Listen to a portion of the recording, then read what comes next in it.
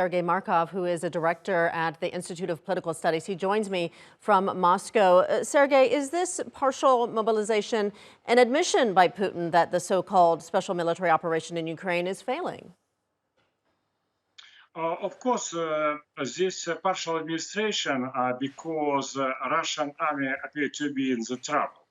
And the main reason of Russian trouble is the fact that, nevertheless, Ukraine 5 times less by population compared with Russia. Nevertheless, Ukrainian army 2 times more than Russian army on the front because Russia is still peaceful and peaceful condition country, and Ukraine are fully militarized, fully totalitarian society with 4 waves of mass mobilization.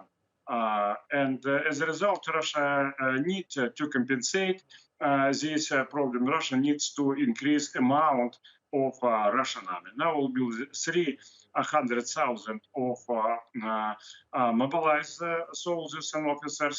Addition to this, 200,000 volunteers, who is now in the process of formation, as it's already finishing, and also some of the volunteers from foreigners, because according to the new Russian law, those foreign citizens who serve in Russian army more than 1 year will get very easily Russian citizenship. So as a result, we will have 500,000 additional soldiers and officers on the front, and we hope that another territory of Ukraine would be a little bit liberated from Kiev repressive totalitarian regime. These referenda that are coming up in 4 regions of Ukraine, highly unlikely that the international community will recognize the results of any of them. Why is Russia holding them, and how does it plan to implement these votes? International community, not now, but later, will recognize result of those referendum after situation will be stabilized. Russia, if you know, the biggest country in the world, and Russia doesn't need new territories. But Russia has to protect people in those regions who are very much afraid of Kiev repressive, ultranationalistic, totalitarian, Russophobic regime which use mass terror against all citizens. If you will ignore the fact that in Ukraine there are no normal government, but puppet pro-American regime who conducted the policy of governmental terrorism against own citizens, you will not able to understand anything. But you will, if you recognize the fact, you will understand Russian behavior very well. Russia has to make this referendum and to join this country because these people are very much afraid that Russian army can step down, and these millions of people will be under the terroristic power of Kiev repressive regime.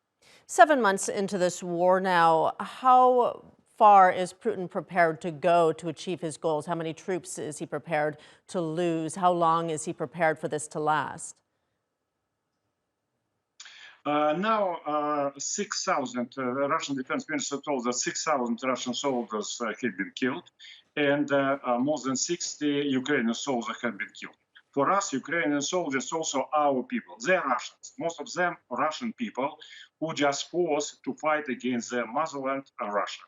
And as a result, Russia will have to liberate these Ukrainian regions by force.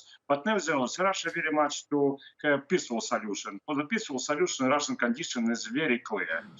First of all political prisoners in Ukraine, all dozens of thousands of political prisoners of Ukraine should be liberated.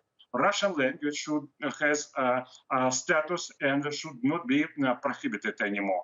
All neo-Nazi groups who used for terror against civilians can be banned, and their leaders should be prosecuted for their war crimes and crimes against humanity.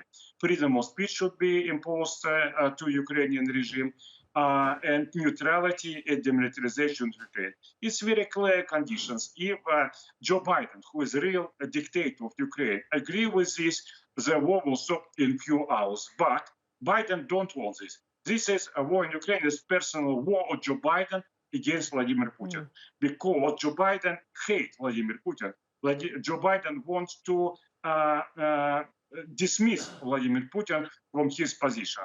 If Okay. Joe Biden will continue this policy, this war will continue in Ukraine. All right, we'll leave it there for now. Sergey Markov joining us from Moscow. Thank you for your perspective in this.